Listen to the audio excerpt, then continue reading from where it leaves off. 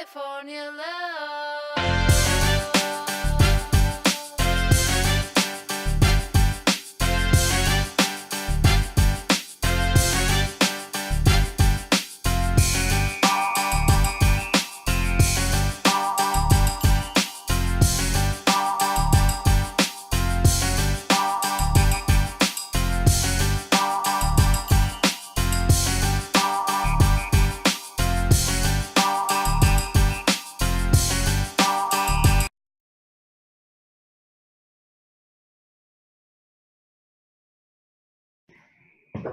All right. Welcome.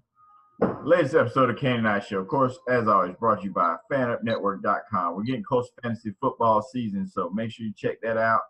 Get that app. It's going to help you. Kane, man, how's everything going, player? Man, everything's going good, man. If they'll chill out with these fireworks out here. If I didn't live in this nice neighborhood, I would think it would be gunshots. But I'm okay. Yeah. If you back in your hometown, you would know it was more likely gunshots. I got you, but not you. There are no gunshots in Anderson. I don't even think anybody owns a gun in Anderson, to tell you the truth. I mean, it's such a peace and loving community. Nothing like that. Nothing like that cesspool called Union up the street. Okay. I'm not gonna say anything. If we see Kane get struck by lightning, it would not shock me after that after that statement. All right, so let's get to it, man. 4th of July, so happy holiday, everybody. I gotta give a big birthday shout out to my older brother Chris. Happy birthday, man. Today's your day. Chris, happy birthday. Although you're a Cowboys fan, you still he's an Eagles fan. He's an Eagles fan. Except for twice a year. He's an Eagles fan. Cool with us. But hey, other than that, he's an Eagles fan. He's an Eagles fan. No, he's not. Yeah, no. You think about Dennis? That's the Cowboys fan. Okay. No, Chris the Eagles fan. So all right, I apologize. Football season, right? You're all right, Chris. You can chill. Yeah, but So happy birthday to him. And let's get to it, man. Of course, July 4th has turned into seems like the big NBA turning point day. 2 years ago, I guess LaMarcus Aldridge announced he was joining the Spurs on July 4th. Of course, a year ago, Kevin Durant announced he was joining the Warriors on July 4th. And then today we got Gordon Heyward, who I'm not putting him on that level with those guys, especially with Durant. Now I guess I can put him on LaMarcus Aldridge level, but definitely not Durant level. But he was that key cog. I think a lot of people were waiting to see where he was going, and so then other moves can start to happen.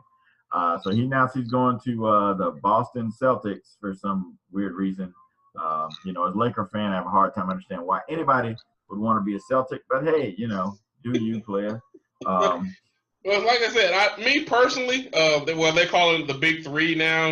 With Isaiah and the other guy. What's the power forward?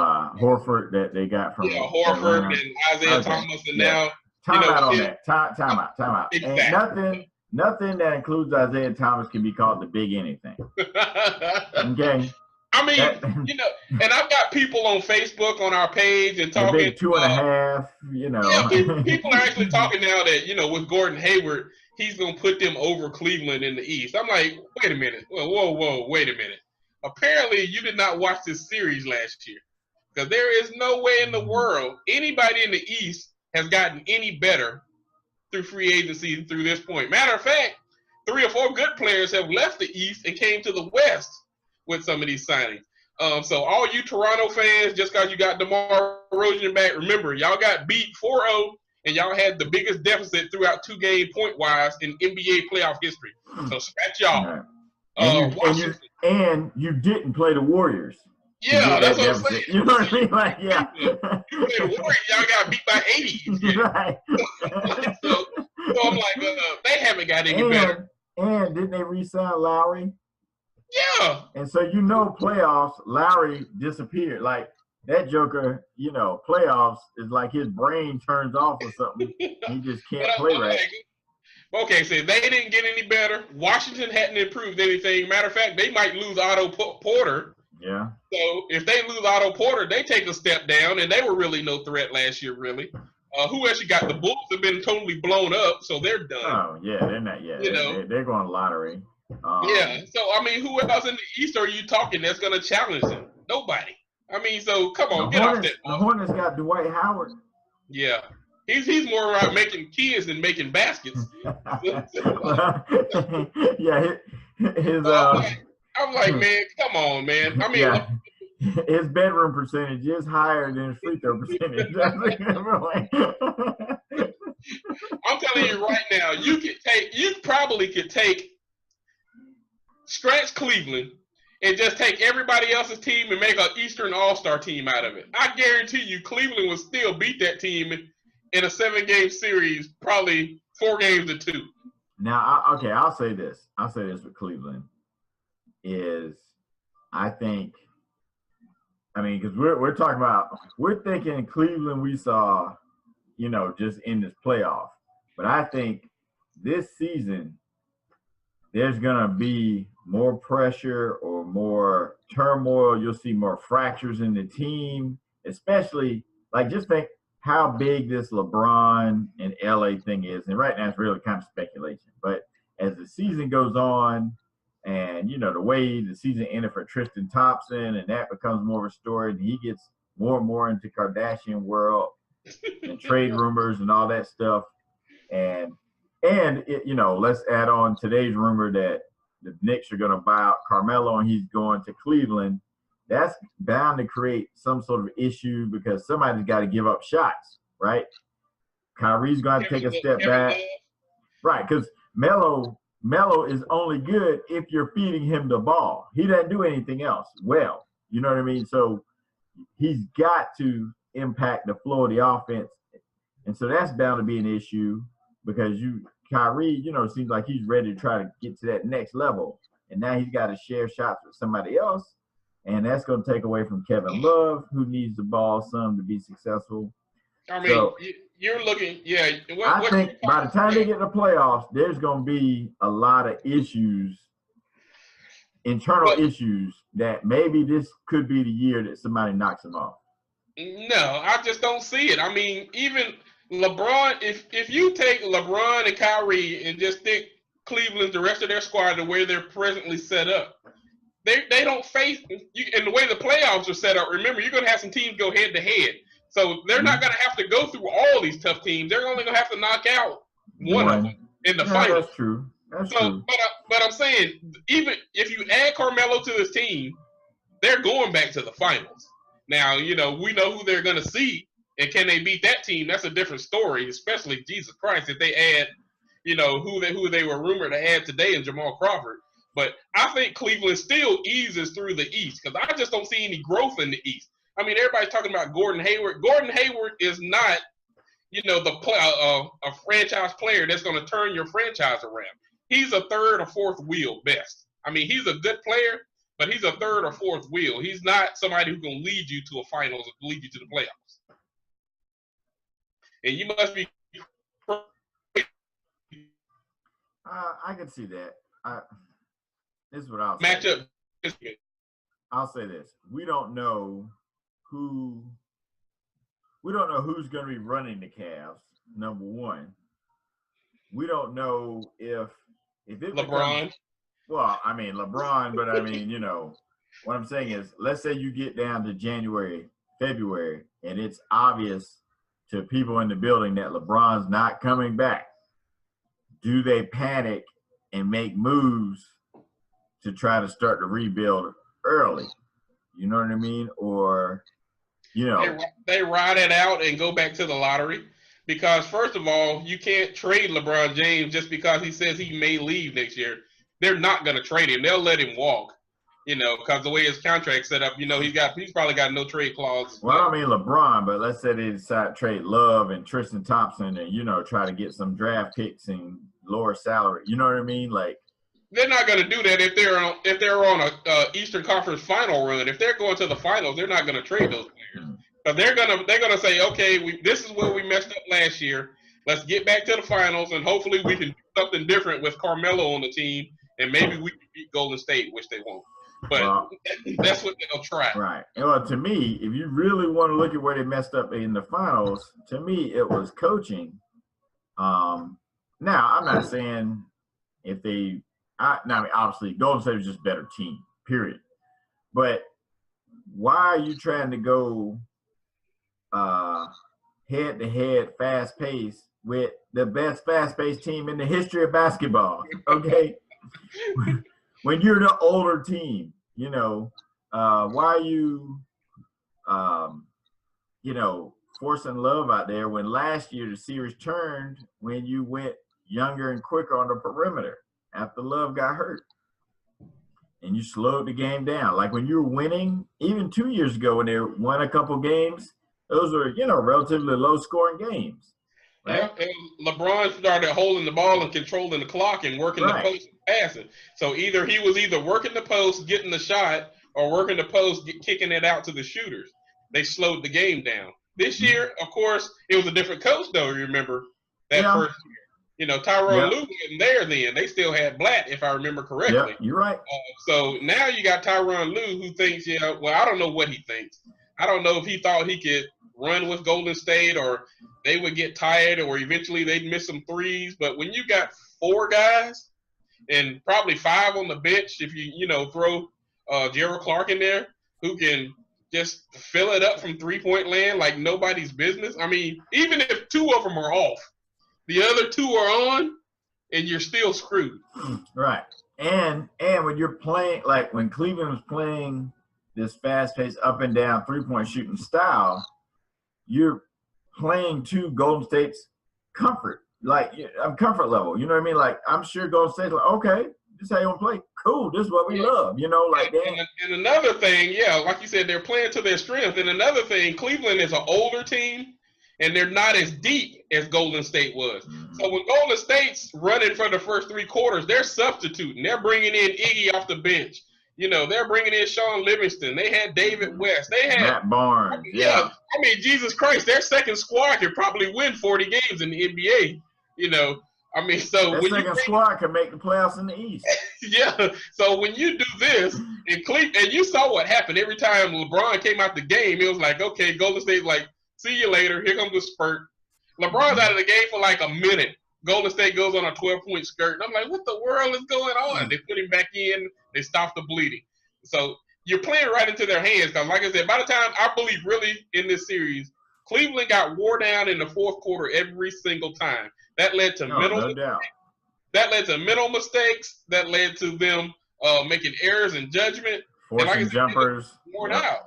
Like I said, hell, they ran, Kyrie got hurt. His knee, he hit his knee or something like that? He was worn out. And I don't care what nobody says. LeBron James was tired. I mean, there's no doubt. You can play 48 minutes of basketball at that intensity and keep it up for the whole entire game. You just can't. Right. Plus, he's starting out the game going to the hole. So that's contact. Yeah, that's bound to wear you out. You know, it's the reason in the fourth quarter he's taking jump shots. But anyway, all right, so let's get to some other big news. Of course, Chris Paul leaves the Clippers, forces his way to the Rockets. And so I guess it's kind of awkward situation now. You got Harden, who was the point guard, and Chris Paul comes in. So I don't know if Harden's going to play offense. Chris Paul's going to play defense. You know, I don't know if they're going to Chris Paul can't play defense anymore. Are you kidding me? Man, Chris Paul. He's still an upgrade over Harden's defense. I mean, I'm an upgrade over Harden's defense. I mean, true. Jesus Christ, man. But the bigger problem is, who's going to control the ball? Because Chris Paul is not the point guard who plays passively and sits around and waits for the play to develop. Right. He has to have the ball in his hands to make plays develop. If the whole offense ran through Chris Paul when he was with Clippers. His whole career, he's had the ball in his hands with the shot clock winding down or leading the play or setting up the play. Last year, James Harden was second in the NBA in holding the ball, time of length holding the ball, only second to Russell Westbrook. So who was first? So who's going to hold the ball and run the offense now? You got, at this point right now, Harden's the better offensive player. He's definitely the bigger scoring threat. But do you want to run the offense through Chris Paul and let Harden be that two guard when he might get bored and ineffective if he's not holding that ball and controlling it like he did last year. Yeah, it's going to be interesting to see how that plays out. Now, I think with Houston, because it's a one-year deal and it's a big amount, and so I think that gives them flexibility that if they get to January, February and realize this isn't working, probably won't be hard to trade Chris Paul because the deal will be expiring soon. Teams love to trade for expiring deals. And it's Chris Paul. So and so I guess that gives them some flexibility. And I mean, I know they gave up some good players, but they didn't give up anybody that would be that difficult to replace. So, I think it was a low risk proposition for the most part for them. So I could see why they would make the move because obviously they weren't anywhere close to, I didn't think. I know record-wise they weren't that far from the Warriors, but I couldn't imagine them actually competing with the Warriors, especially because their style, to the point you made earlier about Cleveland, their style definitely fits the way the Warriors want to play. And, we know Mike D'Antoni plays no defense. So, I just can't see how they were going to actually compete the way they were built. And I think you've seen Harden, they're so Harden dependent that when he had that, a couple of bad games, I mean, he looked just horrible. People are like, what's wrong with him? Is he drunk? Is he hungover? What's going on? Like that game 6 against San Antonio or whatever. Horrible game. So I just don't think Houston got any better with this trade. I think they're pretty much in the same spot. I mean, you're at best the third best team in the West, but you're such a distant third team.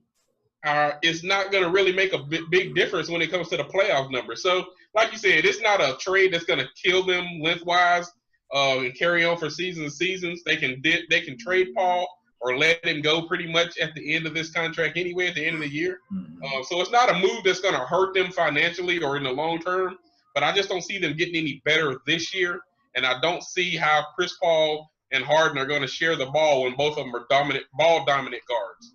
So just don't see it work.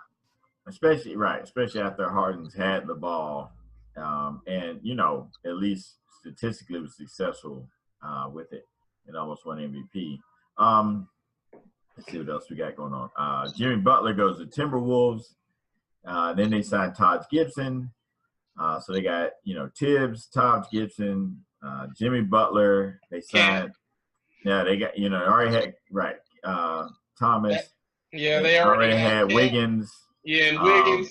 And then they just signed, who's the point guard they signed? Used to play in Atlanta.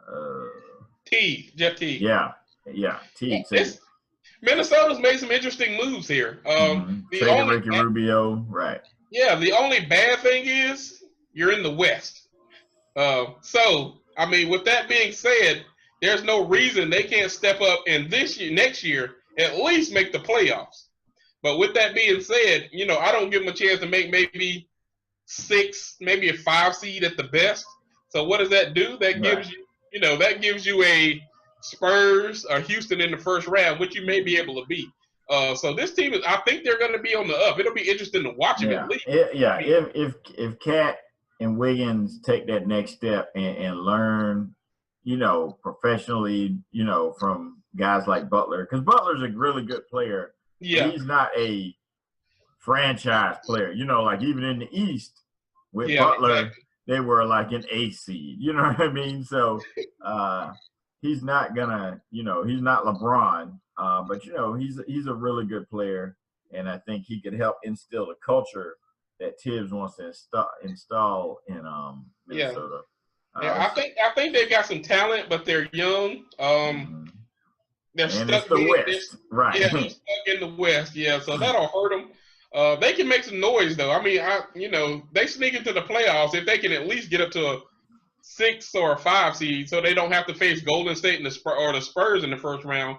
Maybe they can make the second round, and maybe they can develop and attract that last piece that may get them into the competitive part of the West. But right, for the because now pursuit, with Chris Paul leaving. With Chris Paul leaving Clippers, you don't know kind of where they're going to go. So you got to figure they're going to take a step back. big time.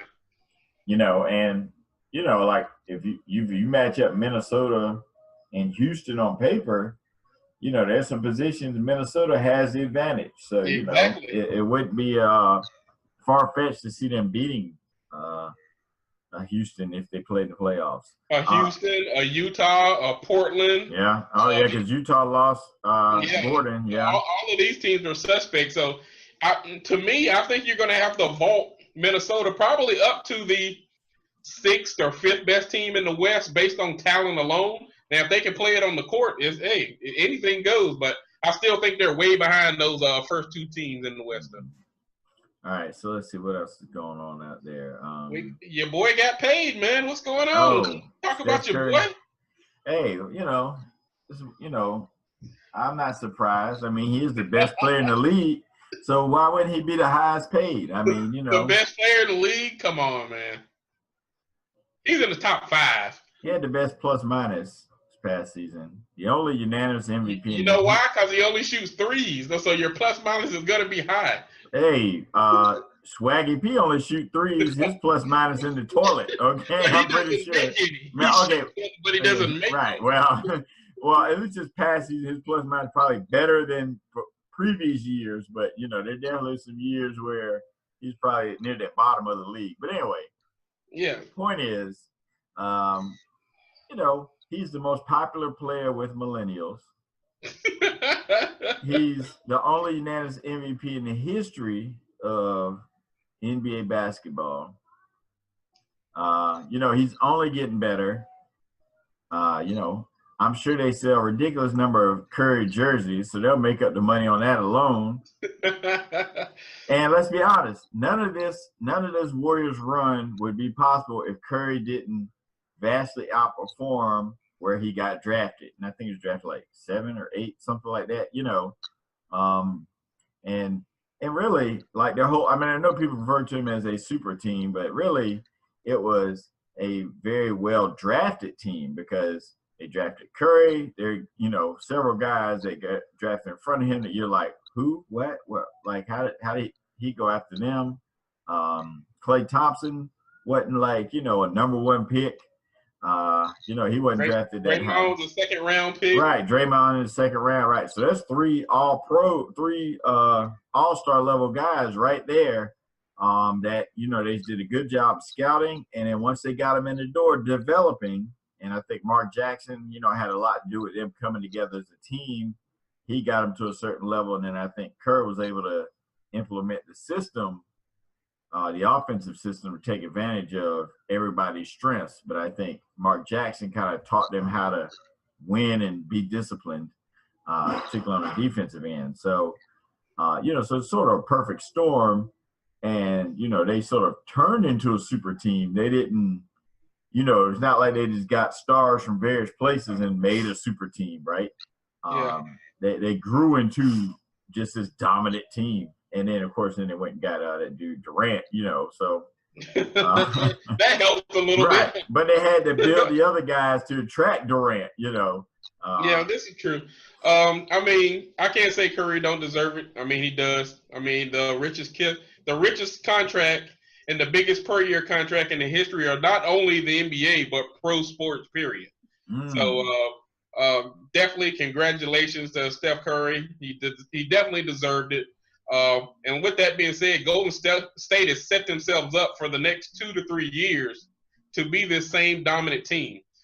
Kevin Durant just signed. He actually took less so they could keep some of these bench players and some of these situational players. Like Iggy, yeah. So he didn't take the max that he could have took. I think he signed for 2 years. Was it $52 million, somewhere around there? Mm-hmm. So, he could have got a max deal where he could have got like 38, 39 a year too. But taking this less enabled them to keep Iguodala, who I hear is going to re-sign. Yep. Sean Livingston's already re-signed.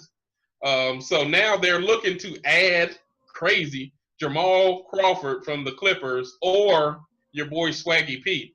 And I was speaking on Twitter earlier today with Glass, and I was like, man, if they add Jamal Crawford to this team coming off the bench and keep what they currently have, I mean, Jamal Crawford is probably – I mean, he's won Sixth Man of the Year twice.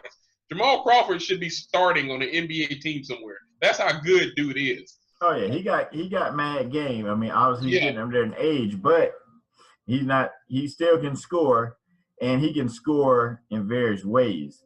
And so I think, to your point, he could be that perfect for that team, that perfect bench guy, because he's not having to just come out there and bomb threes.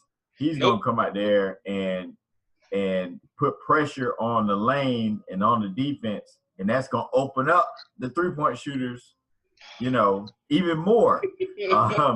Can they get it? I mean, can they get it more open? But I did read that Jamal Crawford actually, if he's bought out, because he's supposed to be involved in some 3-team trade or something and expected to get bought out when he lands wherever.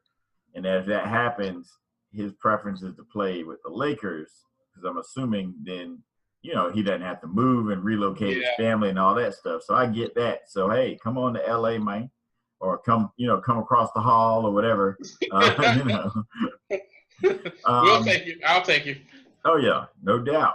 Especially because he's been in the league so long. So that tells me, and he's played at such a high level, that he probably takes care of his body and, does the little things to keep yourself fresh. And so I think the younger guys would be wise to pay attention to that kind of stuff, because I think that makes a difference in how you perform night to night. That 3 to 4% difference could, it's probably the difference between winning and losing, difference between having a 15-year career or a 6-year career, Yeah, exactly. So let's see what else we got going on. I got one more trade, man. It was a pretty big one, man. Paul George got traded that's right. to OKC. So what do you think about Paul George and Russell Westbrook on the same team, and what kind of damage could they do in the West? Well, because the West, maybe second round if things work out well. Maybe you might get to the second round. That's the bad thing about being in the West. Do you think this is a pit stop for Paul, or do you think he enjoys his time with Westbrook and he signs long term to stay on after that? Keep in mind, though, Russell Westbrook will be a free agent next year. Right. So I think. Okay. Here we go. Now this is me speaking from Laker fan perspective, but. No, are you going to be honest, or are you going to be from Laker eyes? I mean, take off the gold and purple glasses and be honest. I'm going to be honest. Okay. I'll be honest. All right. I'll be honest. All right. And thinking like a man with career options, okay? So this first 10-year options, obviously you put it out there that you want to be in LA. You want Jimmy Kimball. You're an LA guy. You from LA, right? Yep. So you were in Indiana. Obviously, I mean, I'm sure some of it was the situation, but it's not like the Lakers or the Warriors. You want to go out to L.A. Some of it is L.A. you want to get to, not the Lakers, right? Not the Clippers. It's L.A. Yeah. So you left Indianapolis, Indiana, and you moved to Oklahoma City. I imagine there ain't a whole lot of difference between those two. You know what I mean? But, for the city, I know the teams are different. The cities. So I'm thinking, like, okay, let me put it like this. As a Laker fan, of course, Paul George, the guy that everybody thought he's going to be that first star, all-star level guy to come out to L.A., that's going to be that cornerstone that we can bring other people to fit in with him, right? So when he got traded to Oklahoma City, I was like, oh, okay, that's nice. Now he's not going to Boston. He's not going to Miami, somewhere he may actually want to stay. He's coming to Oklahoma City. So that means he'll be in LA next year. And I know everybody keeps saying, playing Westbrook might change his mind or whatever. If Westbrook, because they've offered Westbrook, or I guess Westbrook has the option to sign an extension, right? And it could be for a ton of money. If he doesn't sign that, that means he's looking to move out of there. He's actually already said he's not going to sign it. He's going to wait and see what happens. Right. So he's not signing that 1-year player option yet. So Right. next year is the last year of that contract. So he can leave next year, and Paul George can leave next year. You know, Westbrook's from the West Coast too, right? Yeah, and Westbrook is from Los Angeles, and George from Los Angeles. So those two, you know, they just may have like an audition, get used to playing together, you know, in Oklahoma City before they fly west to, you know, purple and gold pastures and, you know, bring the glory back with the Magic Man pulling the strings, you know. And your boy, Big Baller Brand, signed his contract this week. That's right, baby. So that's the one thing. Now I wonder if Westbrook wanted to come, would the Lakers trade Ball to make a space, or would you try to play both of them? Me personally, I mean, your 1, 2, 3 is set. I would put Westbrook at the 2, let Ball run point, because all Ball wants to do is pass and set people up. You know, Westbrook just wants to shoot and score. Paul George will do a little bit of both. He'll play some defense for you. He'll score a little bit for you. He'll balance the floor, right, for Westbrook. Yeah, he basketball, he slashes, he shoots jump shots. So it works out perfect for me. You slide Ingram up to the power forward once he gains 15 pounds. You got a lineup right there. You know, I would put George at the 4. He's not big enough. He's only like 6'6". But in this NBA, he's a skinny 6'6". He's not like Draymond that's, you know, a little stout. He's a skinny 6'6". At least Ingram's got the height. But most of the people he's playing, most of the 4s he's going to be playing against, usually going to be stretch 4s, and so they're going to be hanging out at 3-point line. So it's not like he's banging against them. You know so what happens when they take him into the post? But the other option is Ingram. Who's skinnier than Ingram? You know what I mean? we gonna put him on that LA milkshake plan. We gonna fatten him up about 15 pounds, man. Come on. Of course, Randall's still on the team. You know, you got Larry Nance Jr. and stuff. You know, I know there are other guys. Okay, don't tweet me and say there are other people. I know. I'm just saying. I think he would be like that in this type of game the NBA has turned into. I think Paul George could be a great 4 because he can shoot, but he can slash. You know, he can just keep people off balance instead of just hanging out 3-point line like a lot of 4s do now.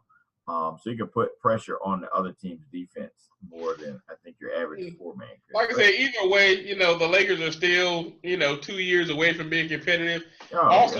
In 2 years, Klay Thompson will be a free agent.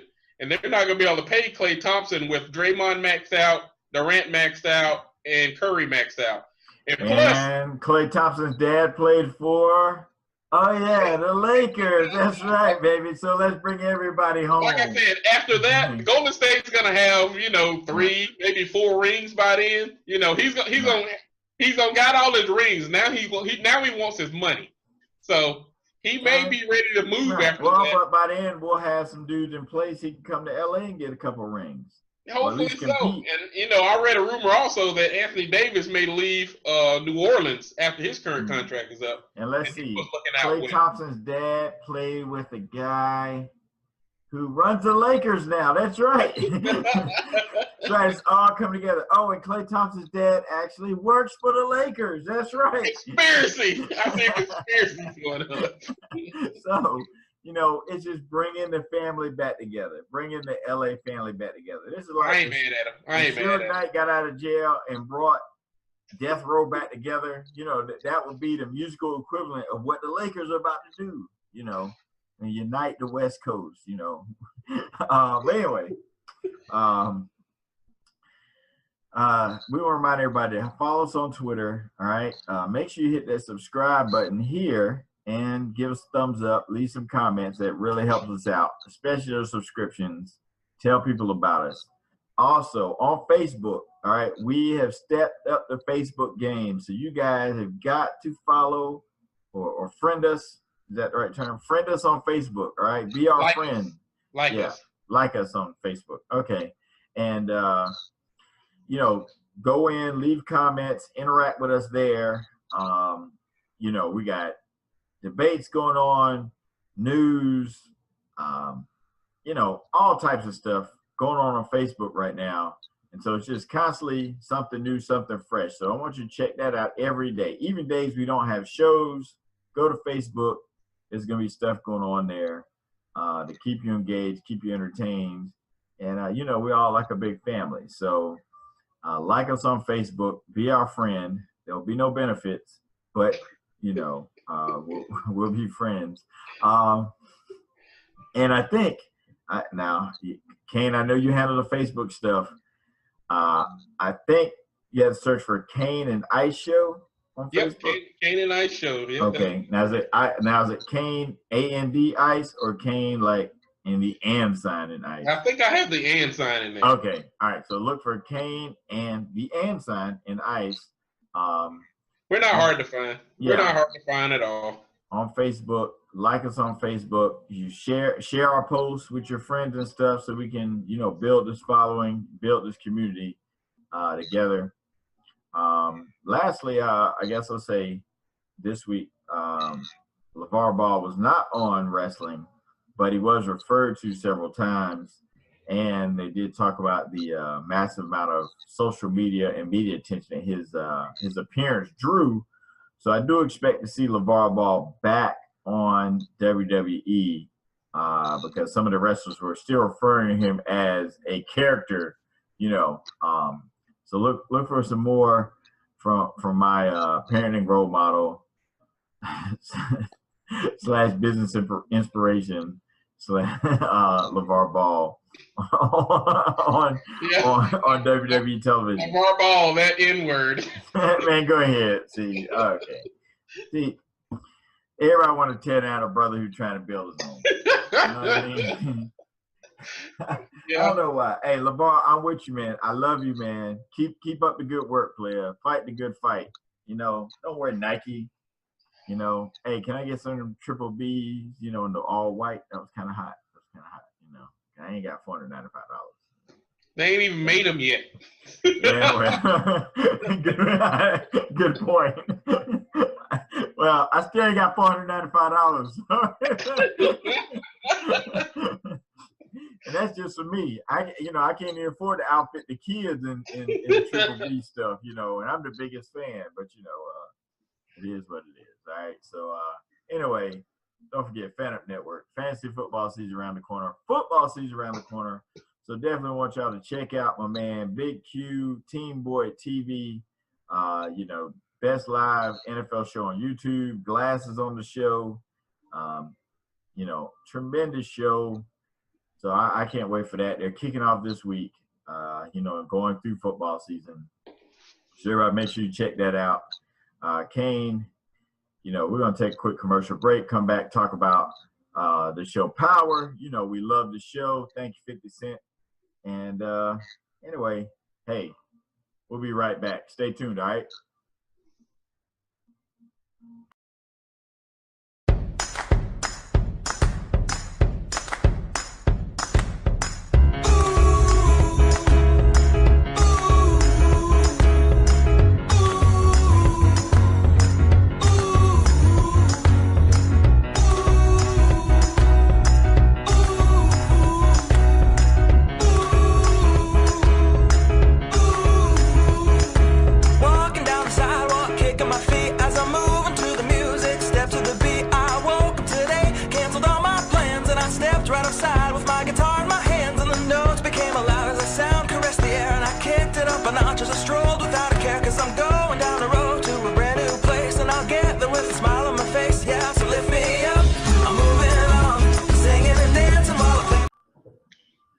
Welcome back. As promised, we got a special guest. Uncle Haight has joined us to talk about the hit show Power. Uncle Haight, all the way from the ATL. How's everything going, player? I can't call it. Can't call it at all. Good to be on the show. Appreciate the invite, fellas. All right. So before we get rolling, let's tell everybody where they can find you on Twitter and about the exciting shows you have on YouTube. All right, you can reach me at Rike6000 on Twitter. You can reach my partner, Diego Barish, at Diego Barish on Twitter. AA Sportscast on Twitter and IG. We are AA Sports, straight sports, no chaser. We bring it every Tuesday and Thursday. We go in numbers, real stuff. We talk sports. We like to argue. Just bring it. Yeah, so I highly recommend everybody check out that show. Make sure you go to AA Sports on YouTube and subscribe to their show. Yes. All right, Please. and leave some thumbs up, leave some comments, and they definitely will get back to you. Yes, sir.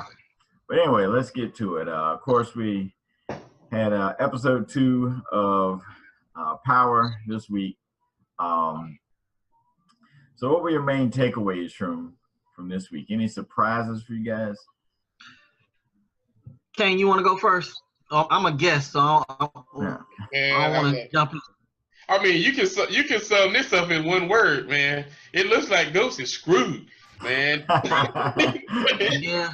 I mean, they got a lot of evidence on dude now. Now they don't planted the gun. And now they going for the jugular. You got the prosecution going for the lethal injection for death, man. And it ain't looking good right now. But something tell me, old Angela gonna turn around and help her boy out. That I'm wondering, did Dre not turn off the security system fast enough, and did they get old boy pointing that gun? That's true. I was wondering about that as well, but you can tell in the last few minutes of the episode where Angela's sitting there drinking that wine, boy, she got some stuff on her mind. She really thinking about, hey, how can I throw this case and keep my job too? Because I got to look out for Ghost because he was giving me that good. So. Well, I was hoping when she got that knock in the door that Tasha would have took one straight to her mouth. She's owed that. But you know what, fellas, I'm concerned about. I don't think them cameras was on, because if Ghost would have been told it was a gun in the office, first thing out of my mouth would have been like, check the cameras. I wasn't even in there that night. Good point. Yeah, why didn't he say that? So and they seem to have him this year. He gonna be in there all year long. It seems like. Yeah. Okay, all right. You got that going on. Okay, I'm telling you right now, as a parent, man, your boy Tyreek is really starting to get on my nerves, man. I swear, if this little joker was my son, I swear, if I was Tasha, I would beat the crap out of that boy. I mean, he getting a little mouth, a little attitude. Man, what's up? I mean, okay. See, you speaking from the perspective we grew up. Yeah. Tyreek lived very privileged. Like, Tyreek's living room worth more than my whole hometown. You know what I mean? Well, like, these privileged man, they usually don't get that leather on their belt like they should be getting. But man, I'm telling you, boy, he's quickly becoming one of the characters I really hate on this nigga show, man. Plus, Tasha's distracted. You know what I mean? So I give her a pass because she got a lot on her mind. Husband might be going away or getting, the death penalty. Her husband about to get the needle. The one thing I like about Power compared to a lot of shows is it hasn't gotten predictable yet. It really hasn't just yet. A lot of these shows, I'm gonna have to admit this. I still watch Empire from time to time. Some of them just get too predictable. Right. I feel bad. I ain't even want to admit it. That turned into a soap opera. This is still actually a good drama with good writing. Yeah. I mean, that's a subject for another day. To me, I tried to watch Empire the first couple of episodes. It's like a musical. I can't watch a musical. I mean, too much soap opera stuff going on there. Like you said, I like Power. It's better written. It's a better show overall. Well, with Power also, they don't rush things. Like, right.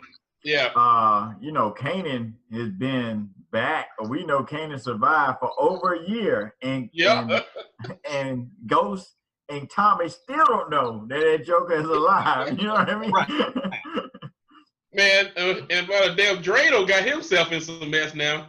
Because now he don't lie to Tommy so much that he can't go back to Tommy now and tell him Kanan, hey, blackmailing me. He can't, he can't stand up to Kanan because Kanan will kill him. Yeah, because neither one of them dudes is anybody you want to get on the wrong side of them. You don't want to get on either one of their bad sides. And speaking of Kanan, shout out to 50. Is he not a perfect villain? Oh, yeah. dude. Like, perfect. Yeah. I don't think they could have found anybody better to play that part, man. Well, that cat right there, that's what Ja Rule was seeing in his dreams. when the scene when he was choking Dre and then turned his back on and looked back, and the eyebrow thing, that was Get Rich and Die Trying 50 Cent right there. Yeah, right. New York City's bad guy right there. Right. I mean, he's perfect. I mean, and it's not like he's getting a lot of screen time, but he's making. Yeah.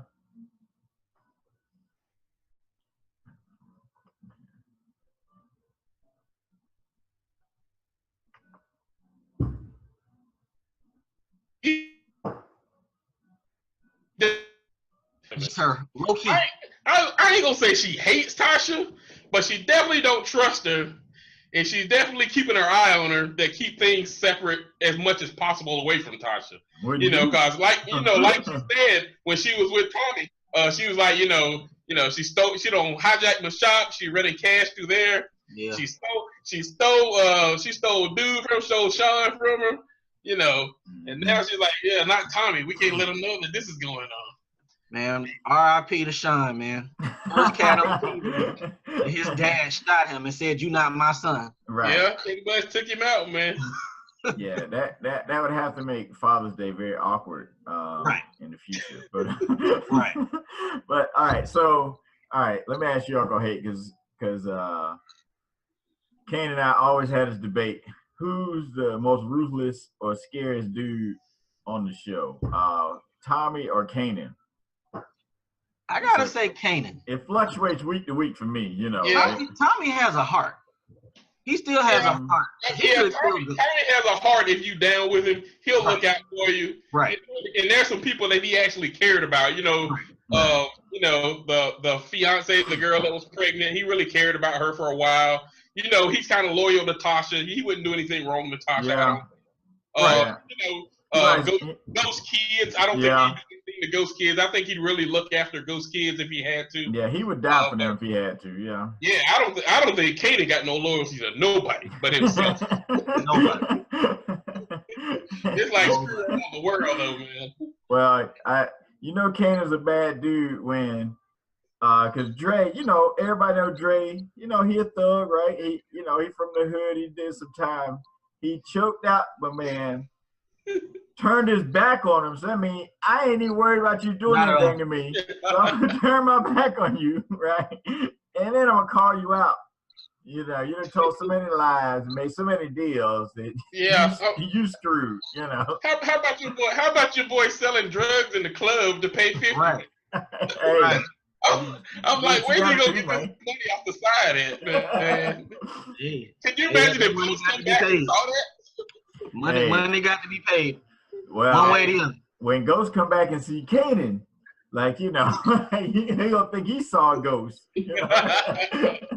Especially when the sidekick is Tyree. Right. Man, that kid has no idea. He almost got killed last season. He has no idea. Yeah, exactly. How about my boy? How about my boy Tommy with the gangster move when dude punched his boy? Oh yeah, one punch. He done ran this man over and then backed over his leg. Hey, shout out to that cat G-Rod from He gave us a follow.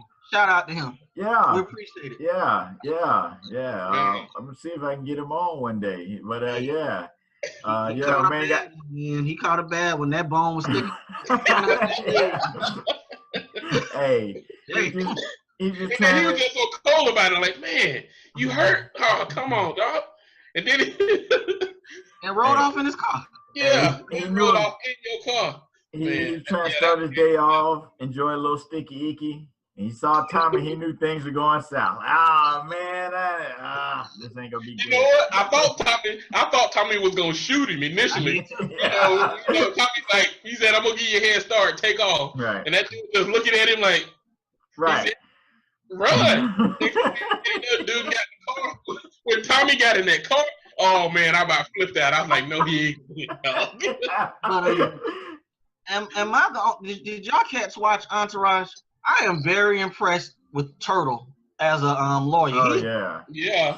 Especially this last episode. I'm really impressed with him. Yeah. Now he is like the only big time lawyer that like works by himself. He ain't got no interns, no partners, no. It's just him. I guess he's dealing with classified criminal information, so he has to keep it to himself. But I'm just surprised. It is only him, in the whole law firm. Individuals. Yeah, man. I was impressed with him this last episode. Like you said, everybody on the show is doing a great job, with the acting. Really some strong performances on this show. Oh, the new lawyer, the Asian dude, the prosecutor. Yeah, from Fast and the Furious. Ah, that's where I recognize him from. Okay. Yeah, from Fast and the Furious. Yep. Yeah, so, it's got to be the most diverse show on TV. You got Asians, black people, white people, Hispanics. Yeah. And they actually speak in Spanish on the show, when they're talking to each other, like real life. But I really think, oh boy, the dirty lawyer, Angela's boss, I think he got greedy. Because remember, he was going to throw the gun away, and then he got word that Ghost got arrested. And so he's like, let me hold on to it and plant it somewhere. And just like in the old Batman show, the villain would get greedy, make things too complicated, and they get caught. I think that's what's going to happen. Well, the first thing they did wrong was they'd always let Batman keep that damn utility belt. Yeah, you're right. They didn't like breathing free air. They wanted it to go back. Oh, man. Yeah, so, so what are you looking for the next week? What do you think is going to happen with Angela? What do you think she's going to do? What's going on with Kanan and Tyreek? What is Kanan up to? What is his goal trying to work with Tyreek? What is he trying to get him to do? What do you think? I think she's going to start investigating the case behind her office's back because the cat was telling her off. Right. And she heard them talking.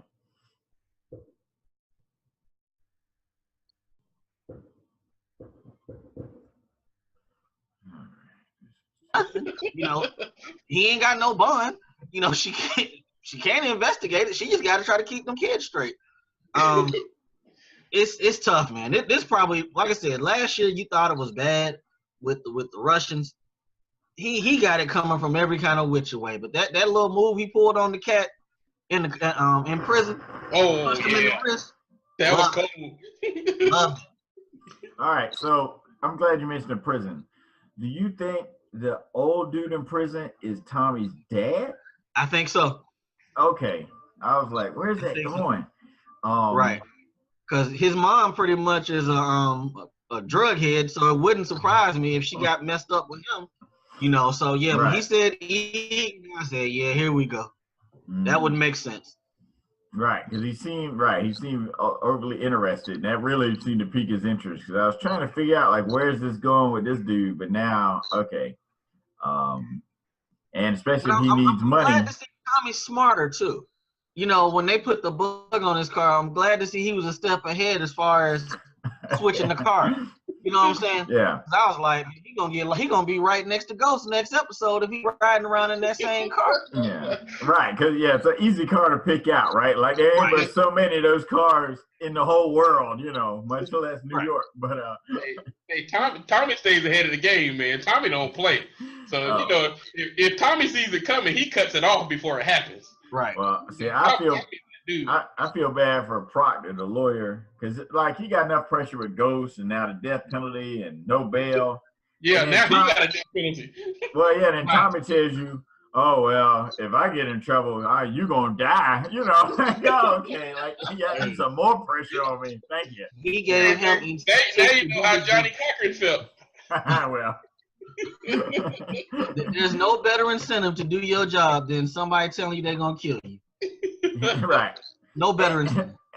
And you knowing that person probably will follow through, right? Pretty much. Yeah. If somebody on this show is gonna follow through, it's gonna be Tommy. Right. Yeah. We're gonna see where it goes. We're gonna see where it goes. I'm interested to see what happens with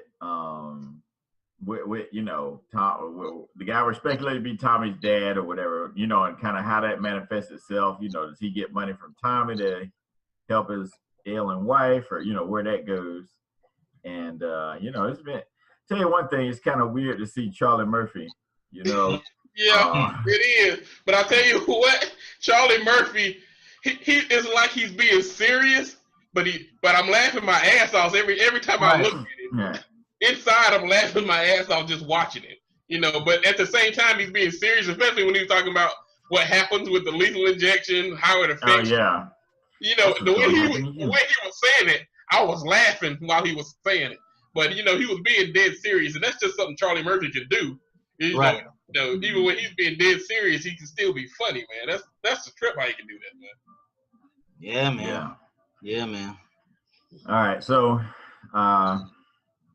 let's see. All right, so we got man, so it's so many layers, like you know, and it's so funny, and I guess that's the beautiful thing about it moving slowly and the nuance of the show. And also I like the fact that you know they're showing how like this kind of stuff impacts like not just Ghost but his family, you know, in real life, you know, kind of stuff like you know like back to your Empire comparison when Lucas went to prison, Lucius, sorry, when he went to prison, you know, he's living it up. You know what I mean? He's like a kingpin in jail. Like they ain't even realistic, you know.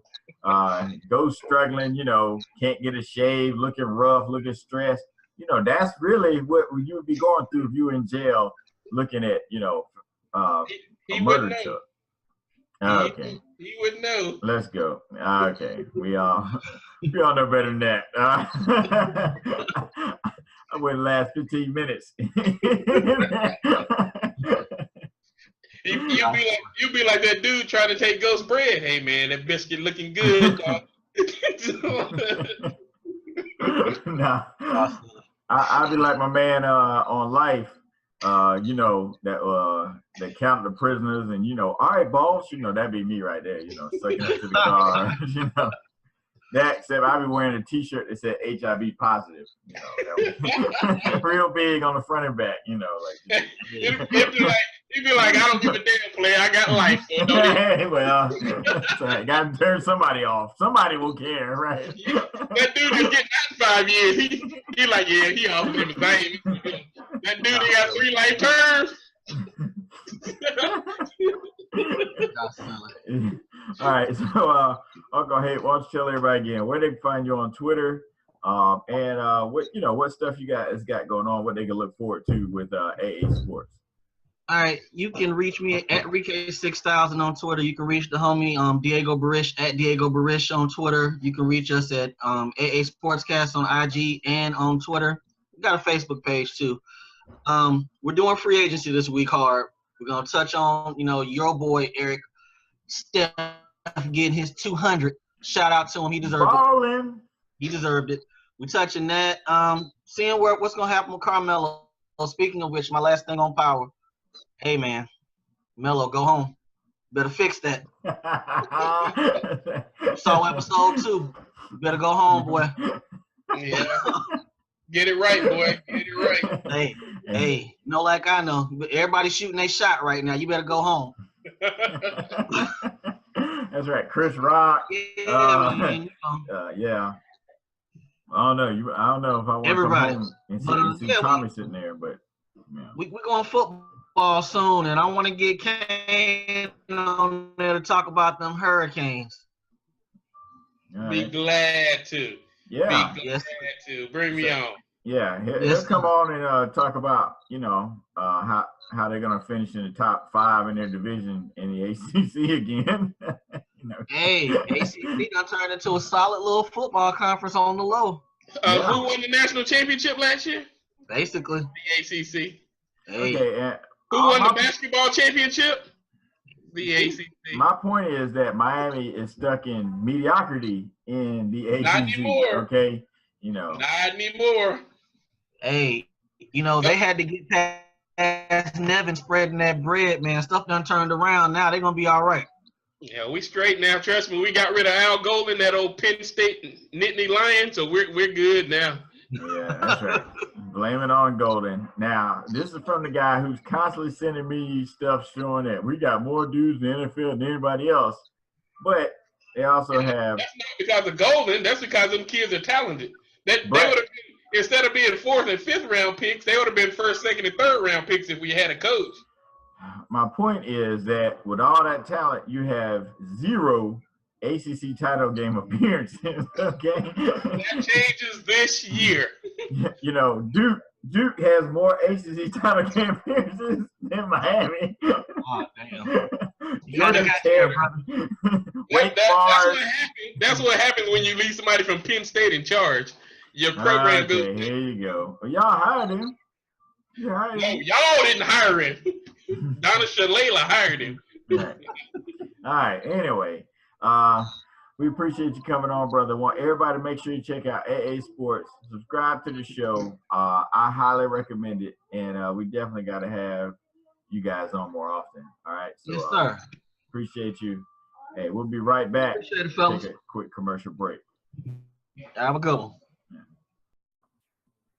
All right. So thanks, everybody. Of course, great episode. Big thanks goes out to Uncle Hay, AA Sports, Straight Sports, No Chasers. So make sure you check them out. Also, make sure you hit that subscribe button. Give us thumbs up. We appreciate the support. Keep this thing rolling. You know, like I said, check us out on Facebook. Hit us up on Twitter anytime. We love interacting with you guys. And we're going to make some big things happen, some big announcements coming in the next couple of months. So keep working with us. Keep supporting us. And, you know, we're just going to keep trying to make this thing better and better for you. All right. Hey, I'm out.